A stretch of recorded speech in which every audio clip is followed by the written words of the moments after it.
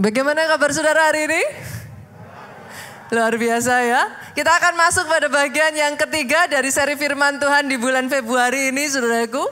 Waktu cepat sekali berlalu ya Ibu. Kita sudah ada di bagian yang ketiga dari seri Covenant of God. Perjanjian Tuhan saudara. Dan pada bagian yang ketiga ini saya akan berbicara tentang the most important asset of the believer. Aset terpenting orang percaya. Saudara, kalau saya berbicara tentang aset, kira-kira apa yang langsung muncul di benak saudara ya? Apa kira-kira saudaraku? If I'm talking about aset, kira-kira yang langsung di benak saudara keluar apa ya? Apa? Uang, barang, properti, tanah, falas saudaraku. Tapi tahukah saudara ada satu aset yang nilainya lebih dari semua yang saya sampaikan tadi. Namanya adalah iman, Pak. Tunggu ya saudara, kenapa saya mengatakan aset yang satu ini nilainya jauh lebih dari apa yang saya sampaikan tadi. Saya ajak saudara buka terlebih dulu, kita lihat di dalam Ibrani pasalnya yang ke-11. Ibrani pasalnya yang ke-11 ayatnya yang ke-6 saudaraku. Boleh sama-sama baca saudara?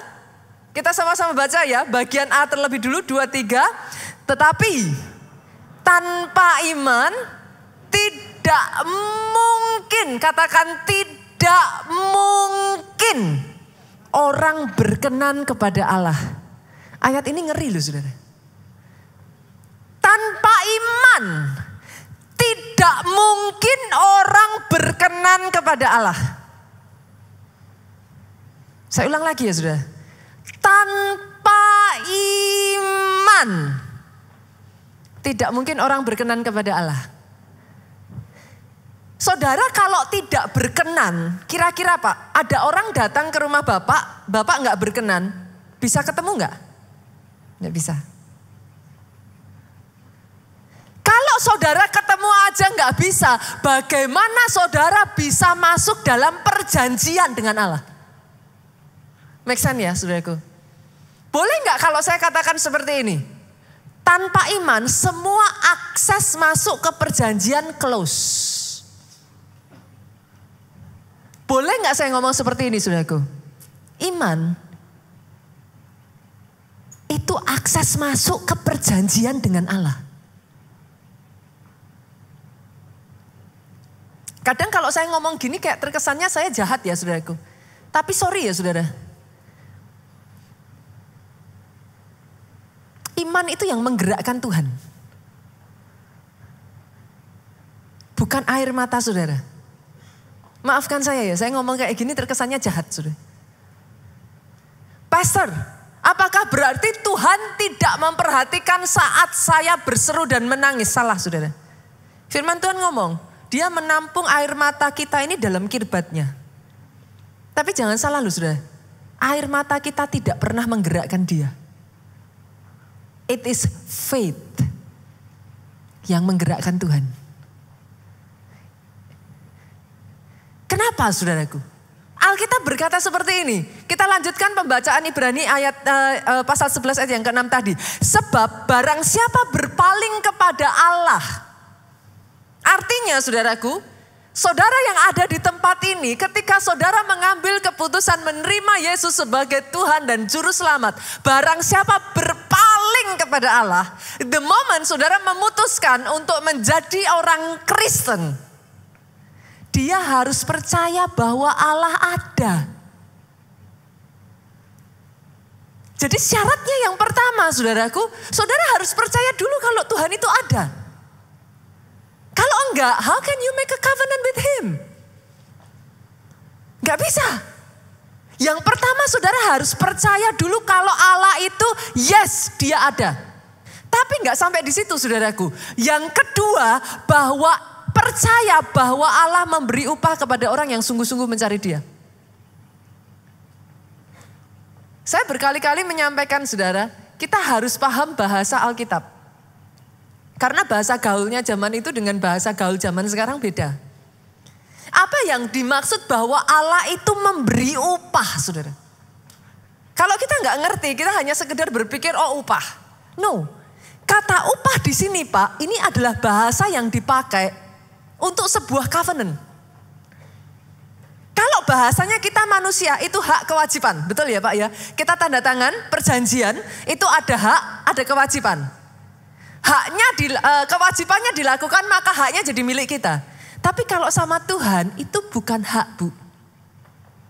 Kalau sama Tuhan itu reward. Bahasa yang dipakai di dalam Alkitab upah saudara. Nanti saya akan tunjukkan kepada saudara. Bahasa yang sama akan muncul pada saat Abraham membuat perjanjian dengan Tuhan. Artinya ayat ini talking about covenant. Ayat ini sedang berbicara tentang perjanjian. Dengan kata lain, ayat ini ngomong, kalau engkau berbalik kepada Tuhan, engkau jadi orang Kristen, engkau terima Yesus sebagai Tuhan dan Juru Selamat. Pertama, percaya Allah itu ada. Yang kedua, Dia Allah yang membuat perjanjian. Kalau saudara lakukan bagian saudara, Dia Allah yang memberikan upah. Make sense ya Bu ya? Dengan kata lain saudaraku, untuk saudara bisa mengakses masuk ke perjanjian, harus ada kartu pasnya iman saudara. That's why kenapa saya mengatakan kepada saudara, iman itu aset terpenting orang percaya Pak. Jadi make sense ketika Alkitab berkata orang benar hidup oleh iman. Sekarang jadi make sense ya saudara. Ayat itu satu dengan yang lain, jangan salah loh Pak. Itu saling berkaitan. Boleh nggak kata orang benar hidup oleh iman kalau saya ganti? Orang benar tidak hidup tanpa iman. Boleh nggak saya ganti lagi? Orang benar mati tanpa iman. Lebih clear, saudaraku? This is the reason, ini salah satu alasan juga, saudaraku. Enggak semua orang itu bisa enter covenant dengan Tuhan, loh, saudara. Jangan salah loh. Enggak semua orang, saudara. Kenapa? Karena kartu pasnya itu iman. Iman itu kayak saudara mau pergi ke satu negara, saudara harus punya visa Pak. Kalau enggak ya enggak boleh masuk. Sama, di dalam dunia supernatural ya saudaraku ya.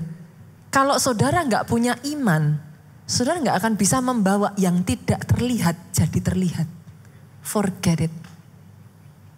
Bahasa firman kalau saya perjelas tadi, orang benar mati tanpa iman. Jangan coba-coba jadi orang benar, orang percaya, orang Kristen tanpa iman, habis.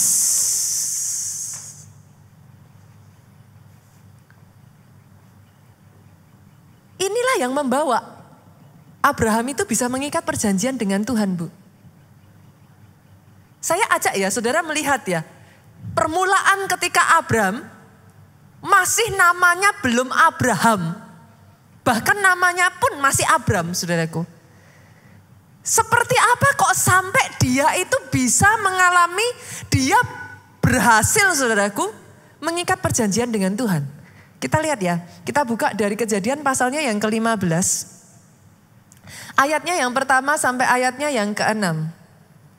Kejadian pasalnya yang ke-15, ayatnya yang pertama sampai ayatnya yang ke-6. Boleh enggak sih saudara tetap dibuka ayatnya sekalipun sudah ada di depan? Boleh ya? Boleh ya? Sama-sama dibaca ya.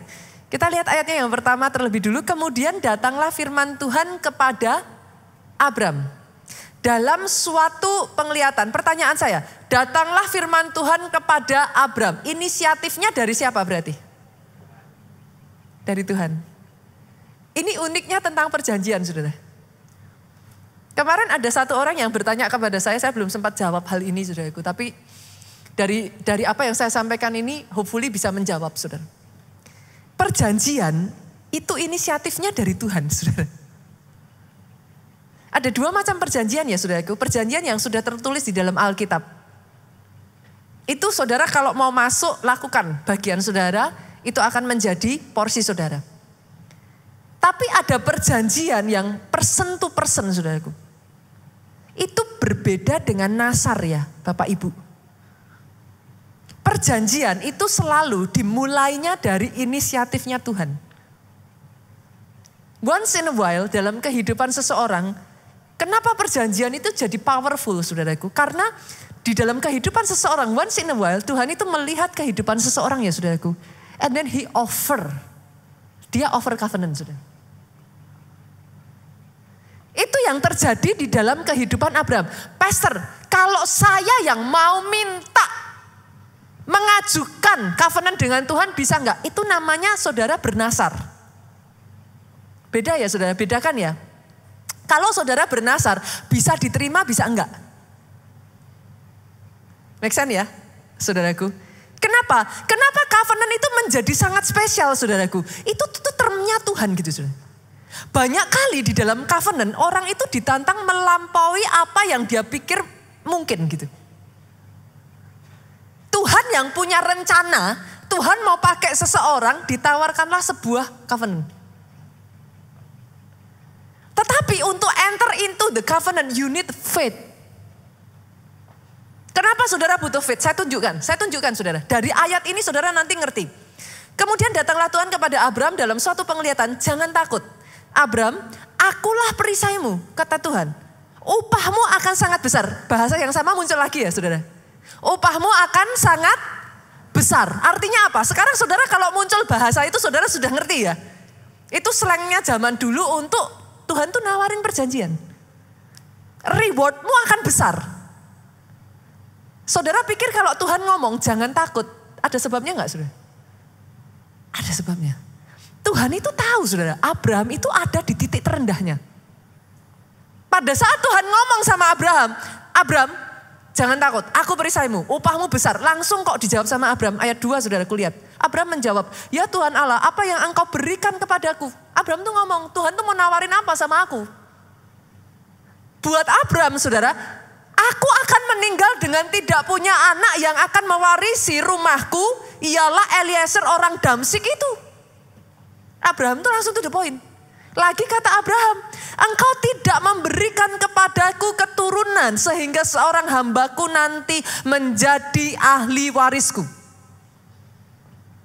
Abraham tuh ada di titik terendah dalam hidupnya. Dia sedang galau saudaraku. Dia sedang ketakutan. Kenapa? Dia sedang menghitung waktu. Dia tahu dia sudah tua saudara. Dia tahu dia gak akan mungkin punya anak lagi dengan keadaan istrinya Sarah yang sudah mati haid. Lalu Tuhan datang di tengah-tengah kondisi seperti itu. Tuhan bilang, upahmu akan sangat besar. Tuhan ngomong, Tuhan tuh mau kasih aku apa? Percuma. Aku gak akan punya anak kok. Tuhan tawarin aku apa? Toh nanti kalau aku meninggal, yang mewarisi hambaku. Tuhan tahu itu saudaraku. Itu sebabnya he comes with a covenant. Dia tawarkan perjanjian itu dengan Abraham. Ayat berikutnya ngomong seperti ini, tetapi datanglah firman Tuhan kepadanya. Ini artinya Tuhan tuh ngasih penawaran. Datanglah firman Tuhan itu kepadanya, demikian. Orang ini, Eliezer, tidak akan menjadi ahli warismu, melainkan anak kandungmu dialah yang akan menjadi ahli warismu. Jadi perjanjian yang ditawarkan Abraham apa? Kepada Abraham apa saudaraku? Abraham akan punya anak. Itu perjanjian yang Tuhan tawarkan. Sampai di sini menurut saudara masuk akal enggak? Itu pun sudah enggak masuk akal saudaraku. Nanti saudara nanti kita baca ayat lain, saudara akan tahu. Abraham tuh usianya sudah 100 tahun. Sarah udah mati haid. Menopause saudara. Kalau zaman sekarang bahasanya gitu. Sarah udah menopause, suaminya udah 100 tahun, istrinya udah menopause. Ini aja menurut saudara, mungkin enggak bu? Enggak mungkin. Tapi masih masuk akal ya. Ditawarkan anak masih masuk akal ya saudaraku. Saya ajak saudara baca ayat berikutnya. Nah ini, lihat ini saudara. Tuhan kalau kasih perjanjian sama seseorang, itu dia aimingnya itu masa depan saudara. Dia mengerti kebutuhan orang itu. Dia pakai kebutuhan seseorang itu untuk aiming di masa depan. Tuhan tahu melalui Abraham ini dia mau establish bangsa Israel. Saudara. Ada rencana Tuhan di dalam setiap perjanjiannya. Itulah yang membuat orang yang make a deal dengan Tuhan, something special pasti terjadi. Enggak mungkin enggak. Karena memang ada rencana Tuhan, tapi tinggal orangnya ini mau enggak dipakai. Perkara yang tadi aja, itu sudah buat saya ya saudaraku. Abraham 100 tahun, istrinya udah mati haid, udah gak mungkin lah punya anak. Di kondisi seperti itu, menurut saudara, punya anak satu aja udah bagus belum? Udah bagus gak saudara?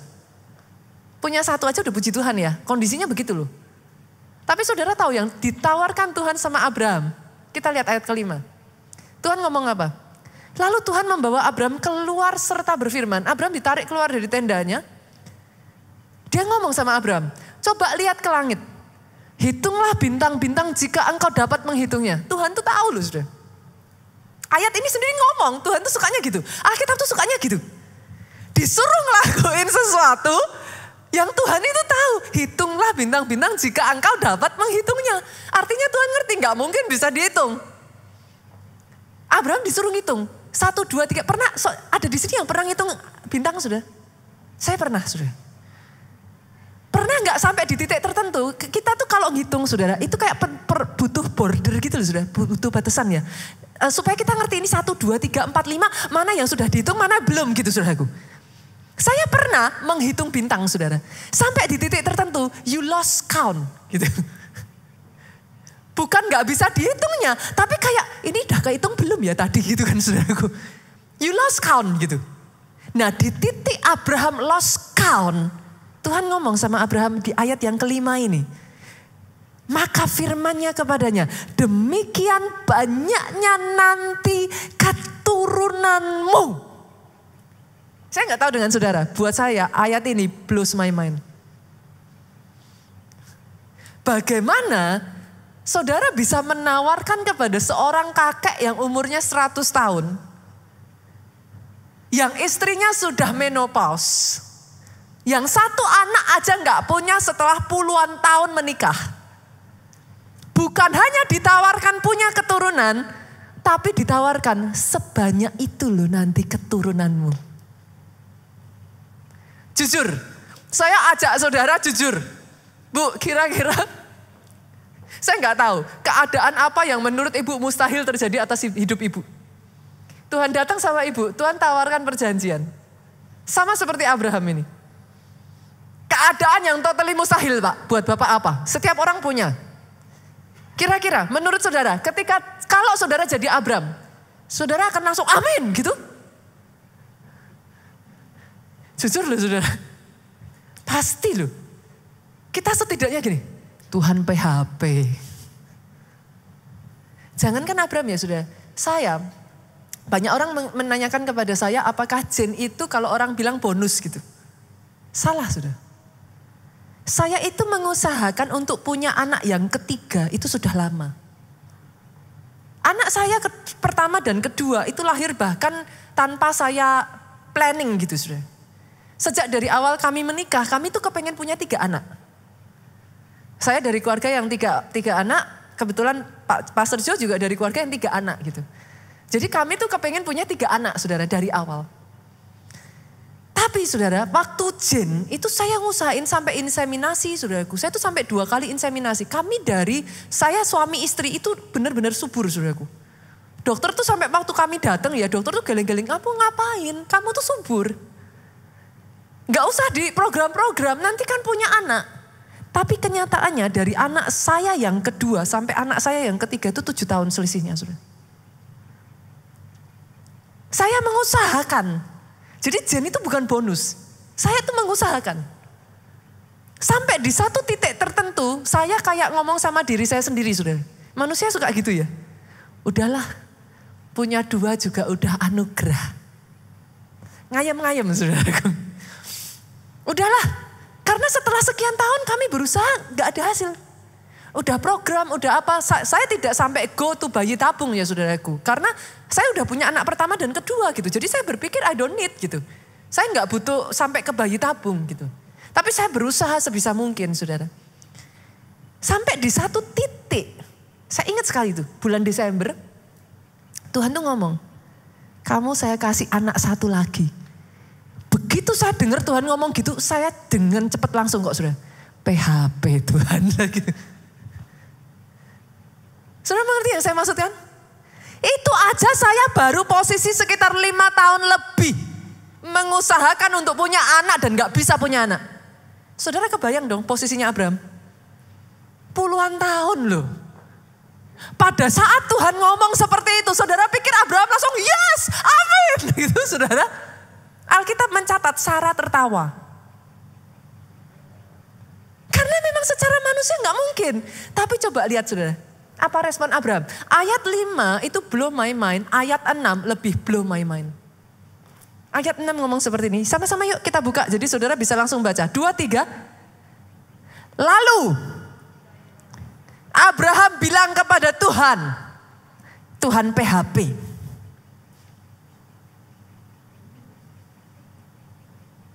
Boleh dibaca dengan suara keras? 2, 3. Lalu percayalah Abraham kepada Tuhan. Dan di ayat ini langsung dicatat. Maka Tuhan memperhitungkan hal itu kepadanya sebagai kebenaran. Saudara tahu ini sekali lagi saudara, bahasanya ini loh. Artinya apa saudara? Hari itu God make a deal with Abraham. Hari itu Abraham masuk dalam perjanjian dengan Tuhan.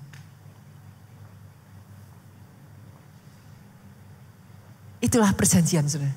Saudara harus tahu. Kenapa orang-orang yang dalam kehidupannya ya make a deal with God. Itu something will happen. Gak bisa gak. Pasti.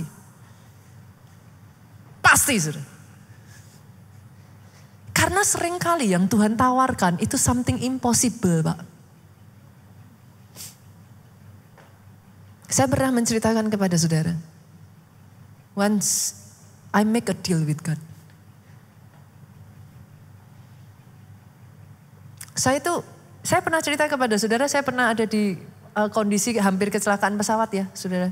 Pesawat itu sudah miring saudara, sudah seperti kayak, setidaknya itu yang saya tahu saat itu saudara. Sudah seperti kayak terbawa angin begitu saudaraku. Itu sudah kayak terjun bebas saudara. Dan orang-orang di dalam pesawat itu udah kayak yang teriak-teriak itu loh Pak. Kayak yang wah masing-masing dengan bahasanya, saya bahasa roh saudaraku yang lain dengan bahasanya masing-masing, ada yang nangis, ada yang dalam keadaan pesawat itu udah parah saudara. Di titik itulah saudaraku, Tuhan itu seperti kayak nawarin saya. Kamu mau selamat? Itu tuh nyebelin banget saudaraku. Siapa yang enggak gitu saudara.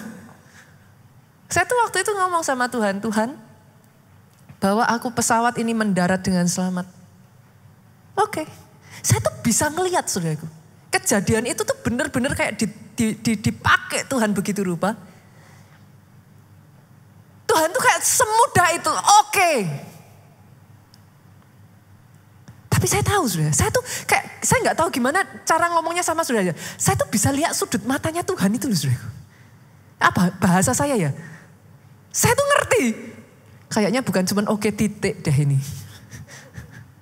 Saya tahu oke-nya tuh koma gitu saudaraku. Oke apa Tuhan? Tidak semudah itu pada saat di atas ya saudara. Kalau diceritakan di sini udah lucu gitu saudaraku. Tapi di atas itu udah segala macam perasaan jadi satu saudaraku. Sesederhana Tuhan mintanya satu loh saudara. Tuhan gak minta yang lain-lain. Tuhan itu paling tahu.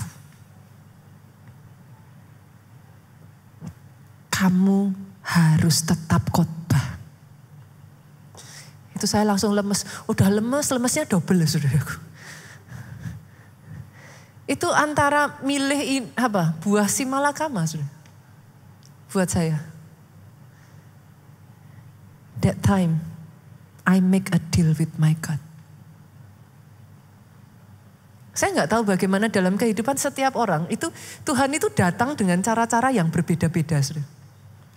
Tapi ketika Tuhan menawarkan perjanjian itu, you know it. You know it. Saudara tahu itu. Dan izinkan saya mengatakan ini saudaraku. Jenis iman yang dibutuhkan untuk saudara close the deal with God. Itu bukan hanya sembarangan iman, saudaraku. Kita lihat dalam kehidupan Abraham ya, kita buka yuk Roma, saudara. Satu ayat dengan ayat yang lain itu saling berhubungan, saudaraku. Itu sebabnya ketika saudara membaca di dalam Alkitab, saya mengatakan kepada saudara, buat saudara yang serius, beli konkordan. Gak bisa enggak. Saudara kan bingung kalau enggak. Satu dengan yang lainnya, saudara gak akan punya kemampuan untuk mengingat sebegitu banyaknya, saudara. Konkordan itu akan membantu saudara. Roma pasal yang keempat ayat 18 sampai 22. Saudara yang mau tahu the way of faith, jalannya iman, ayat ini berbicara dengan sangat jelas sekali, saudaraku. Sebab sekalipun tidak ada dasar untuk berharap, namun Abraham berharap juga dan percaya bahwa ia akan menjadi bapak banyak bangsa. Menurut yang telah difirmankan, demikian banyaknya nanti keturunanmu. Ayat ini berbicara tentang tadi yang baru kita baca di Kejadian, saudara. Saudara mau tahu the way of faith? Sekalipun tidak ada dasar berharap. Saudara sakit kaki saudara, saudara berdoa minta kesembuhan dari Tuhan, kakinya masih sakit. Tidak ada dasar yang dikatakan katakan dokter yang memungkinkan kaki saudara sembuh. Di dalam kondisi seperti itulah, sekalipun tidak ada dasar berharap, tetap berharap dan percaya. Berarti saudara ada di jalan yang benar. Iman itu bukan gini, saudaraku. Saudara doa, percaya. Kakinya sudah disembuhkan Tuhan. Terus saudara lihat, semakin jelek, semakin berarti gak disembuhkan. Bukan. Di kondisi di mana saudara lihat tidak ada dasar percaya, saudara tetap berharap dan percaya. Itu sudah di jalan yang benar. Saya tunjukin lagi ya saudaraku. The way of faith. Kita lanjut ayat berikutnya. Imannya tidak menjadi lemah walaupun ia mengetahui. Abraham tahu atau enggak? Walaupun ia mengetahui bahwa tubuhnya sudah sangat lemah karena usianya telah kira-kira 100 tahun dan bahwa rahim Sarah telah tertutup. Jadi saudara tahu, tidak ada kemungkinan dokter bilang vonisnya jelek. Secara manusia tidak bisa. Alkitab mencatat imannya tidak menjadi lemah. Kita lanjut lagi ya. Kita lanjut lagi. Jenis iman seperti apa? Kita lanjut lagi. Ayat yang ke-20. Tetapi terhadap janji Allah ia tidak bimbang. Ini ya saudara. Ayat ini ya. Kalau saudara mau tahu the way of it. This is the way of it. Terhadap janji Allah ia tidak bimbang karena ketidakpercayaan, malah ia diperkuat dalam imannya dan ia memuliakan Allah. Itu artinya apa saudara? Artinya kayak gini Pak. Janjinya kaki saudara sembuh. Kondisinya tambah sakit tambah parah. Saya gamblangkan ya saudara arti ayat ini. The way of faith, imannya tidak jadi lemah, malah ia diperkuat oleh keadaan yang seperti itu. That is the way of faith. Kalau saudara berjalan bersama dengan Tuhan dan saat ini kondisimu tidak sebagaimana mestinya, engkau tidak menjadi lemah, malah engkau memperkuat dirimu, you are in the right track. Iman itu bukan gini loh saudara. Dirasain, tadinya gak bisa gerak, sekarang bisa gerak. Imanku bangkit. Bukan. Itu yang jadi masalah dengan iman saudara. Iman itu dasar. Dia gak butuh dasar lain. Saudara bisa mengerti yang saya katakan? Dia itu dasar. Masalahnya dari manusia, kita itu butuh dasar untuk berpijak, saudara. Dan kita menggunakan 5 panca indera kita ini sebagai dasar. Apa yang dilihat mata, apa yang didengar telinga, apa yang saudara bisa rasakan, saudara pegang, bisa saudara kecap, itu saudara jadikan dasar. Itu yang jadi masalah. Iman itu dasar Pak. Dia gak butuh dasar lain. Ya dasarnya iman. Dasar dari iman adalah firman.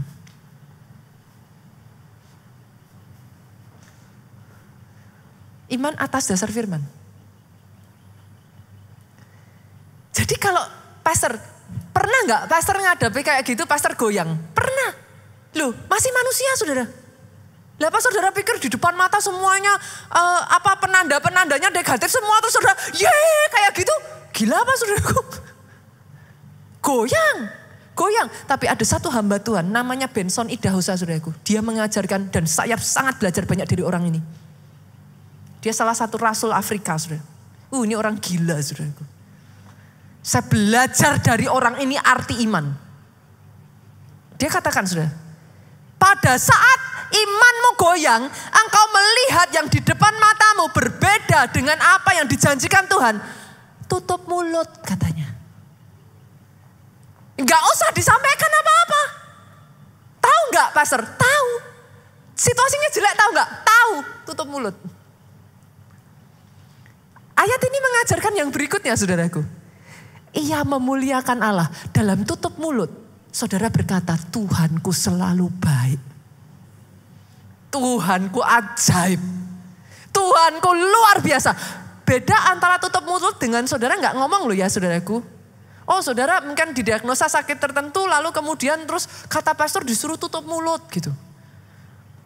Artinya saudara nggak periksa, nggak boleh ngomong sama sekali, enggak loh. Saya nggak mengajarkan begitu loh saudara. Apa penyakit saudara? Cari tahu, hadapi saudara. Nah kalau saudara nggak tahu gimana saudara ngadepin? Itu namanya bukan beriman, itu lari. Yang mengerti katakan amin. Bukan begitu saudaraku. Tapi ketika saudara mengerti yang di depan saudara, saudara tidak berkata gini, wah habis aku. Tidak ada jalan. Aku udah tidak punya pengharapan. Jangan sampai mulut ngomong itu. Make sense ya saudaraku ya. Up to the point sampai di titik seperti apa pastor? Lihat ini. Lihat ini saudara. Dengan penuh keyakinan. Nah ini up to the point. Dengan penuh keyakinan bahwa Allah berkuasa melaksanakan apa yang telah ia janjikan. Saya itu diajarkan hal ini dari anak saya saudara. Kadang di sini berapa banyak yang sudah punya anak? Ada yang masih punya anak kecil? Ada, oke. Anak kecil saudara kadang kalau minta sesuatu. Jen paling gampang tuh saya tuh belajar dari Jen saudara. Jen tuh sering kayak kemarin ya saudaraku dia minta dibelikan dia kepengen punya water painting saudara. Dia suka gambar saudara anak itu. Dia suka lukis.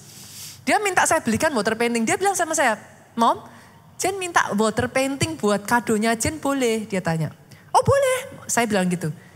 Boleh Jen gitu. Saya sudah bilang boleh saudara. Berapa banyak anak saudara sama seperti anak saya? Enggak berapa lama kemudian tanya lagi. Mam, Jen minta water painting boleh? Boleh Jen. Mama sudah bilang boleh. Enggak lah berapa lama lagi tanya. Water paintingnya belum datang ya Mom? Sama enggak anak saudara dengan anak saya? Sama ya? Sama enggak dengan kita sama Tuhan saudara? Saudara tahu apa jawaban saya ke Jen? Jen, kalau Momom sudah bilang, Momom akan lakukan. Tapi sesuai waktunya Momom. Kamu tahu beres aja water paintingnya datang. Tapi tunggu waktunya Momom. Ketika saya ngomong itu ke anak saya ya, Tuhan itu kayak bicara sama saya, sama gak sih? Saya tuh ketawa loh saudara. Saya tuh sampai ngomong sama anak saya, once I say it, I will do it. Tuhanmu sama saudara. Tuhanmu sama. Kita manusia bisa lupa, dia Tuhan tidak akan pernah bisa lupa. Perkataannya, dia terikat dengan setiap perkataannya.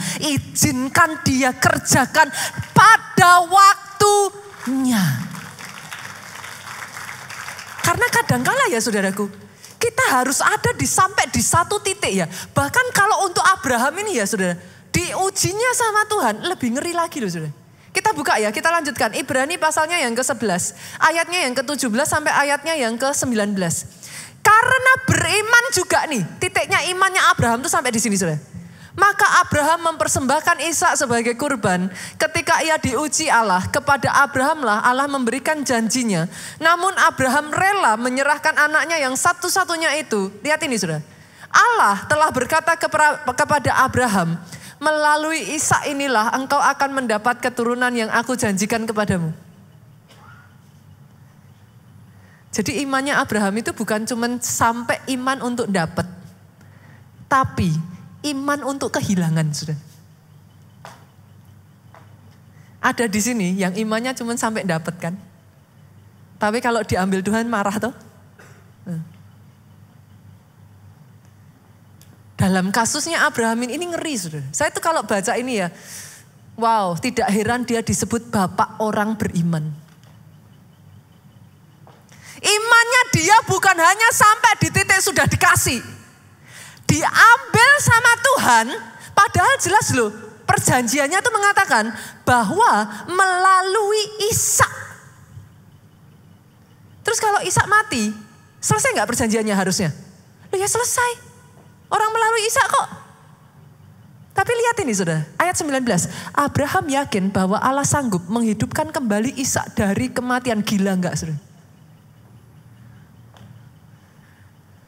Ini iman akan kebangkitan pertama kali yang dicatat dalam Alkitab saudara. Abraham yakin bahwa Allah sanggup menghidupkan kembali Ishak dari kematian. Lihat ini.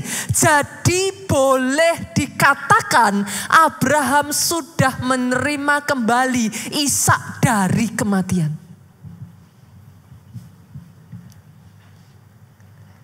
That is what faith can do. Ngeri ya saudara. Saya tuh kalau bicara ini ya saudara, saya merinding saudara. Can you imagine orang Kristen tanpa iman saudara? Habis. Orang Kristen tidak bisa hidup tanpa iman. Gak bisa Pak. Gak bisa. Once saudara sudah ngambil keputusan berbalik kepada Allah, engkau harus percaya Allah itu ada. Bahwa Allah memberi upah kepada orang yang sungguh-sungguh mencari Dia.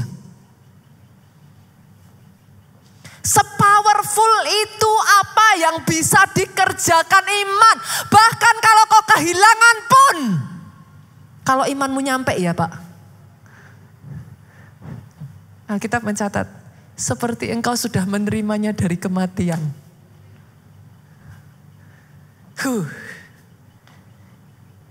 Itu sebabnya Pak, saya harus ngomong ini. Dengar ini baik-baik.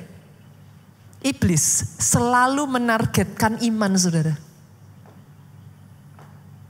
Kalau ada yang paling sering diserang dari iblis ya Pak, iman. Itu yang dialami Ayub saudaraku.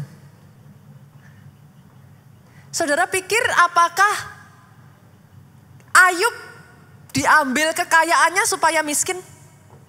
Aimingnya iblis supaya Ayub miskin? Don't forget saudaraku. Buat iblis gak sesimpel itu. Diambil semuanya, targetnya iblis apa? Saudara tahu ada 2 target yang akan iblis lakukan saudara. Kalau engkau percaya berbalik kepada Allah, maka engkau harus percaya yang pertama Allah ada.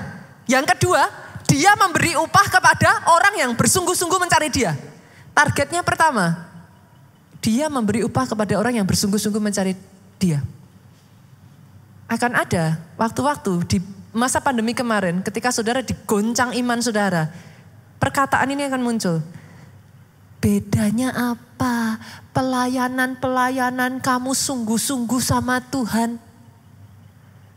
Gak ada bedanya. Itu apa saudara? Ayat tadi. Fondasi yang kedua itu akan berusaha digoncang. Mana? Katanya Allah memberi upah kepada orang yang sungguh-sungguh mencari Dia. Mana? Itu digoncang dulu saudara di situ. Yang itu berhasil digoncang, dia maju ke depan lagi. Bahwa Allah itu ada. Pernah di momen-momen pandemi ada sebagian dari saudara yang menanyakan Tuhan masih ada enggak sih? Sekarang saudara tahu ya, iblis itu aimingnya enggak ada yang lain saudara. Banyak orang Kristen malah enggak ngerti, iblis itu malah lebih ngerti saudara. The biggest asset, the most important asset in the believer's life is your faith. Dia akan target itu terus. Everything dia akan lakukan, dia akan hancurkan satu titik itu. Kenapa? Orang benar mati tanpa iman.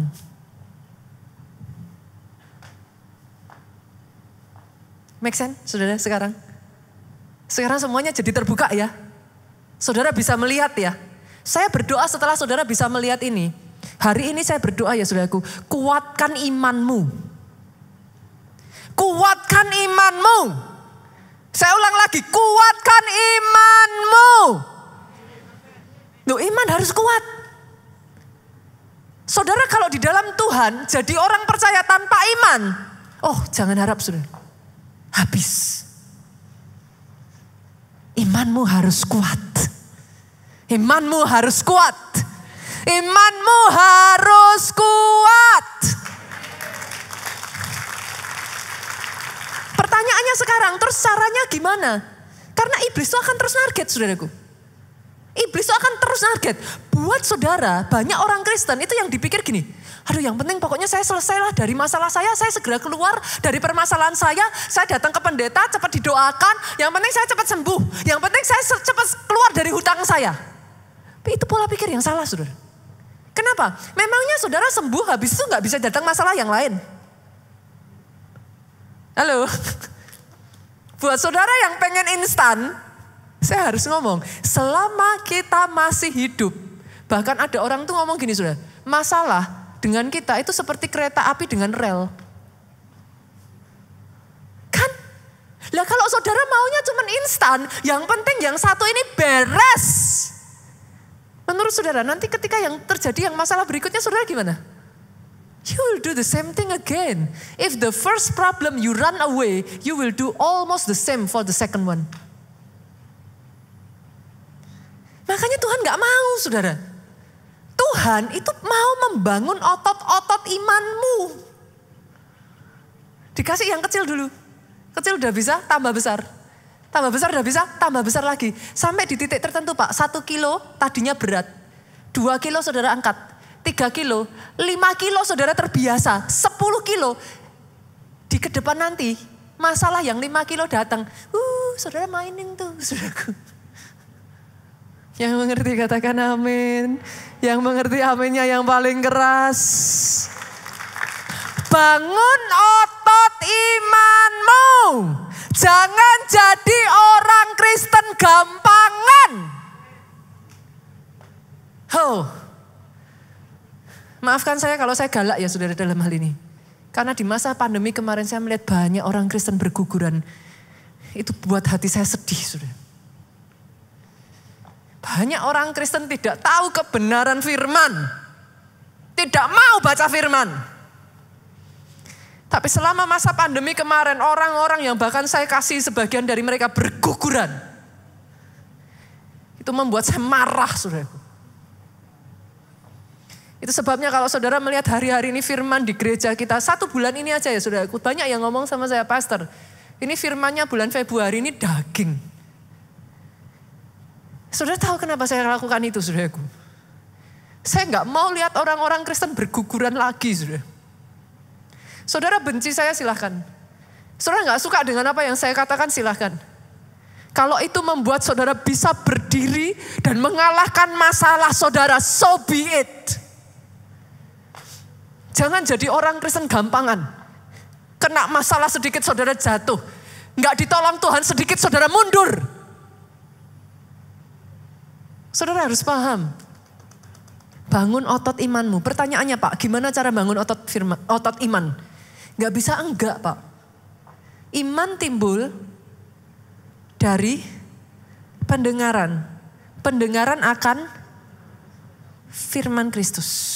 Bukan sembarang firman loh saudara. Firman Kristus, kenapa? Firman yang diurapi. Kristus artinya apa? Yang diurapi. Hari ini tadi saya ketemu satu ibu. I'm so happy, saya ceritakan ya ibu ya. I'm so happy, saya ketemu satu ibu ini. Jauh saudaraku, dia datang ke tempat ini butuh 2 jam. Saya ketemu dengan dia, ada satu masalah yang dia minta saya doakan. Tapi yang membuat saya bersuka cita bukan masalahnya saudaraku. Tapi bagaimana ibu ini berkata kepada saya, hidup mati saya di tangan Tuhan, pastor. I rejoice. Setiap kali saya melihat iman, I rejoice. Saya percaya itu yang exactly yang sama dirasakan oleh Tuhan, saudara. Ketika dia melihat anak-anaknya yang bukan gampangan anak-anaknya yang enggak yang dikit-dikit. Tapi ngelihat anaknya yang ngadepin masalah bisa berkata, Tuhanku selalu baik, pastor. Oh, saya percaya seperti sukacita yang muncul di benak hati saya tadi. That's exactly the same thing yang Tuhan rasakan, saudara.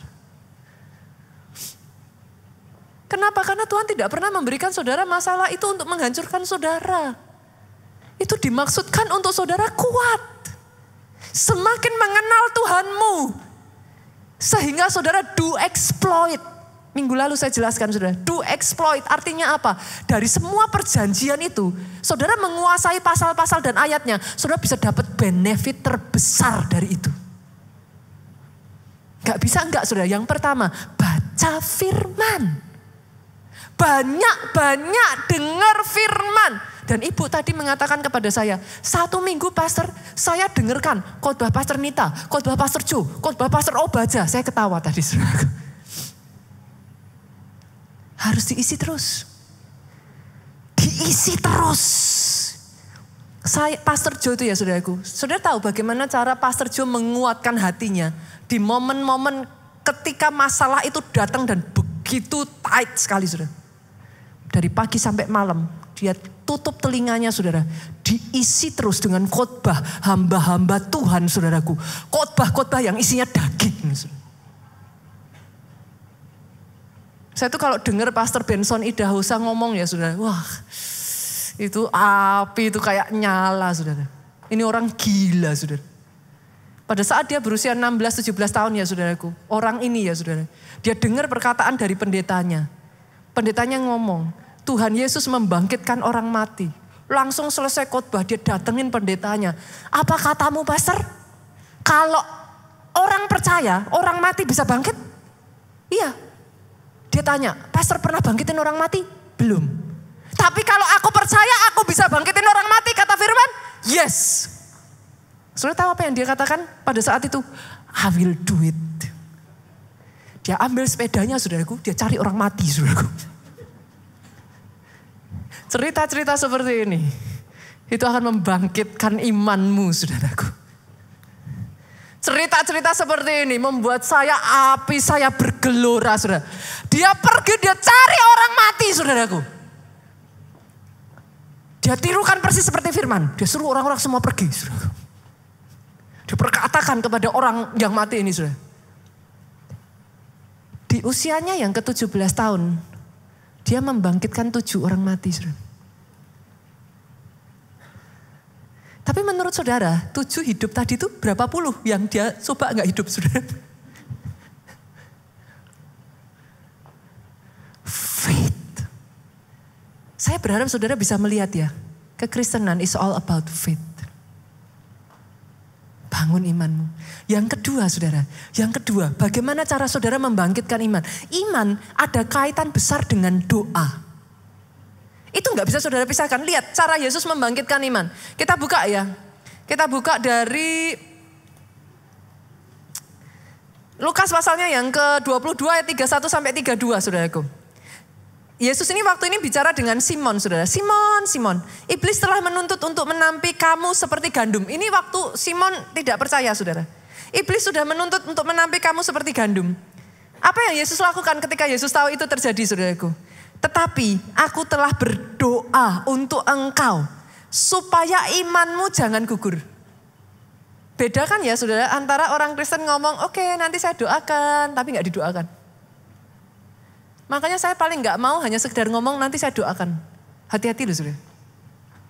Doa orang benar jika didoakan dengan yakin besar kuasanya. Waktu saudara bilang sama seseorang, saya doakan, you better pray. Saudara tahu cara hamba-hamba Tuhan di Nigeria menjadikan apa yang mereka doakan, saudara. Ketika mereka doain orang pada saat ibadah, mereka tidak selesai di situ saja, saudara. Di saat ibadah dia doakan, di rumah every single day dijadikan, saudara. Dijadikan. Terus, besok dia doakan lagi. Dia doakan lagi. Dia doakan lagi. Sampai apa yang dia doakan atas orang itu di gereja, terjadi di rumahnya. Saudara jangan main-main dengan doa. Doa, jika dengan yakin didoakan, besar kuasanya. Saya berdoa ya, firman seperti ini ya saudara, membangkitkan api roh saudara. Saudara tidak jadi orang Kristen yang gampang menyerah lagi dengan masalah. Setidaknya ya saudara, iblis mau cari gara-gara dengan saudara. Biar dia merasakan akibatnya saudara. Orang yang paling enak dibully adalah orang yang dibully dan tidak melakukan apa-apa. Saudara mengerti yang saya maksudkan? Ketika kau dibully, kau lawan semaksimalmu, buat lawanmu terluka. Besok dia mau bully engkau, mikir 2 kali lipat. Cari aja lawan yang lebih mudah, saudara. Doa saya itu yang terjadi atas hidup saudara. Kenapa? Karena iblis itu nyatet tuh saudara. Loh, jangan salah. Iblis tidak maha tahu. Saya katakan ini ya, saudara harus tahu ini. Yang maha tahu itu hanya Tuhan. Iblis tidak maha tahu. Saudara harus paham ini dulu. Iblis tidak maha tahu. Lah kok caranya iblis tahu gimana? Iblis itu membaca human behavior. Saudara dikasih penyakit, nih dicoba nih ya. Semakin dekat sama Tuhan. Dicoret, besok lagi ini enggak bisa. Lagi dia coba, kasih masalah nih. Gimana responnya? Semakin ikut pondok Daud. Semakin puasa. Enggak bisa lagi saudaraku. Dia catat satu-satu. Ini apa ya nih, jatuhnya di mana ya?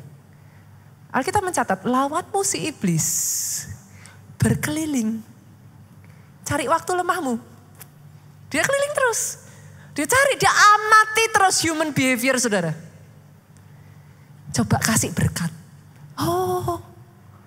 Sekarang gak pelayanan. Dan gak ada waktu ke gereja. Catat saudaraku. Tepat pada waktu saudara lemah dia strike. Yang mengerti katakan amin. Perkuat doamu saudaraku. Berjaga-jaga di menara penjagaanmu. Jangan izinkan itu kendor saudara. Dan yang ketiga saudara, pastikan saudara engkau punya keluarga rohani yang kuat dalam iman. Ini survei ya saudara, survei yang saya lakukan di gereja kita. Hampir bisa saya katakan 80-90% orang yang bertahan di masa pandemi kemarin dan tetap solid adalah orang yang ikut komsel. Saudara. Itu based on data. Saya pegang datanya di gereja ini. Saya takjub bahkan. Orang-orang yang bertahan dan imannya solid ikut komsel. Keluarga rohani itu penting. Ayat tadi berlanjut seperti ini saudara. Dan engkau Simon, jika engkau sudah insaf, maksudnya gimana? Jika engkau sudah insaf, jika imanmu sudah bangkit, kuatkan saudara-saudaramu. Artinya kita butuh persekutuan saudaraku. Kita butuh yang namanya komunitas rohani. Gak bisa sendirian. Yang terakhir saudara, yang keempat. Nah ini, ayat yang sangat terkenal. Amsal 4 ayat 23. Jagalah hatimu dengan segala kewaspadaan, karena dari situlah terpancar kehidupan. Kita tutup dengan satu ayat ini saudaraku, Yudas pasalnya yang pertama, ayatnya yang ketiga. Saudara-saudaraku yang kekasih, sementara aku bersungguh-sungguh berusaha menulis kepada kamu tentang keselamatan kita bersama. Aku merasa terdorong untuk menulis ini kepada kamu dan menasehati kamu. Dengar ini saudaraku. Dengar ini saudara. Supaya kamu tetap berjuang untuk mempertahankan iman yang telah disampaikan kepada orang-orang kudus. Jadi artinya saudaraku, salah nggak kalau saya mengatakan iman? Iman bisa gugur, saudara. Gak salah ya? Oke. Bagian saudara harus berjuang. Sekali iman saudara gugur, that's it. You will live your God. Fokusnya tadi itu, yang pertama, bahwa Tuhan memberi upah. Kalau itu dia berhasil goyang, dia akan maju ke depan. Bahwa Tuhan itu ada. Setidaknya dengan saya memberitakan firman ini ya saudaraku, saya berdoa. Saudara sekarang memahami jalan iman. Saudara memahami seperti apa sih yang terjadi ketika saudara ngadepin masalah. Apa sih sebenarnya. Iblis itu bukan aiming yang lain-lain. Iblis aiming your faith.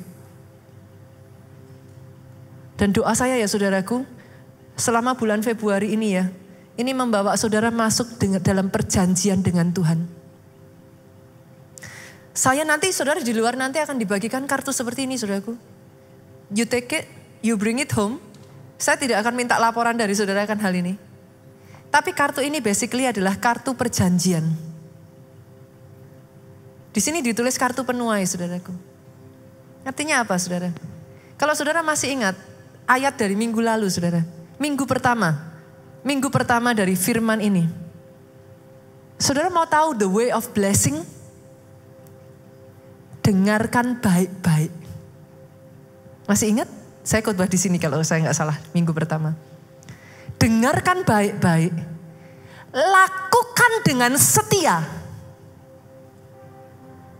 Jangan seminggu, 2 minggu, 3 minggu berhenti lakukan. Lakukan dengan setia seluruh ketetapanku. Jangan dipilih-pilih. Salah satu dari ketetapan Tuhan saudaraku. Masuk di sini. Pergilah, jadikan semua bangsa muridku. Basically kartu ini saudaraku mengajak kepada saudara, ayo bangkit lagi. Ambil keputusan, ketetapan di hadapan Tuhan, diselamatkan untuk menyelamatkan. Diberkati untuk jadi berkat. Jangan jadi orang Kristen yang egois. Nanti saudara pulang, saudara bawa ini. Bawa dalam doa saudara. Jangan datang ke gereja sendiri. Ajak orang untuk juga mengalami terobosan dalam kehidupan mereka. Karena ketika mereka mengetahui kebenaran, the truth shall set you free. Kalau saudara nggak ngerti kebenarannya, saudara akan terus terkurung. Saudara berpikir, oh yang namanya mujizat itu untung-untungan aja Pak. Yang namanya mujizat itu, oh coba dilihat pendetanya sakti atau enggak. Salah saudara. Most of the case, Yesus berdoa, Yesus ngomong gini, terjadilah sesuai imanmu. Yesus hanya menyatukan hati dengan iman dari orang itu. Boom, something happen. Hari ini yang belajar sesuatu boleh lambaikan tangan saudara. Boleh bangkit berdiri.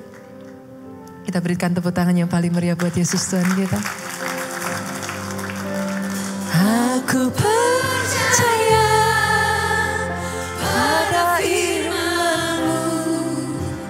Aku melangkah dengan imanku, tetap setia pada perjanjian-Mu. Jemaat saja yuk.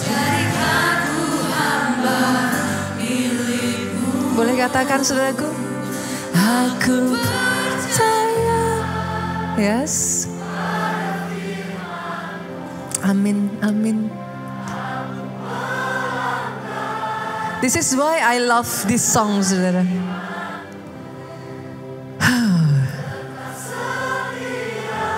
Ini adalah satu keputusan, saudaraku.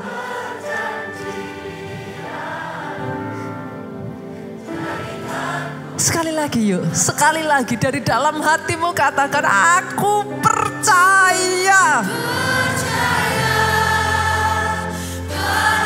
Sama seperti jin, saudaraku, yang dia butuhkan adalah percaya kepada apa yang saya katakan. Jalan aja. Jalan aja dan percaya. Tetap setia. Percaya bahwa Allahmu tidak akan bisa berdusta. Dia akan tepati perjanjiannya. Pada firman-Mu aku langkah dengan imanku, tetap setia pada perjanjian-Mu. Jadikan ku hamba milik-Mu, tetap setia pada perjanjian-Mu. Jadikan ku hamba milik-Mu, tetap setia pada perjanjian-Mu. Yes, jadikan ku hamba milik-Mu. Sorak-sorak yang paling mulia buat Raja di atas segala raja. Angkat kedua tanganmu sembah Tuhan. Diberkatilah saudara oleh Tuhan. Diberkati keluargamu oleh Tuhan. Diberkati engkau dengan panjang umur. Sehat sesehat-sehatnya. Dari mulutmu tidak akan pernah kering kesaksian tentang betapa baiknya Tuhan itu. Pulang dengan membawa sukacita. Damai sejahtera Allah Bapa, cinta kasih Yesus Tuhan, persekutuan dengan rohnya, yaitu Roh Kudus sekarang sampai selama-lamanya. Engkau yang dirapi dan diberkati, katakan dengan suara yang paling keras. Amin.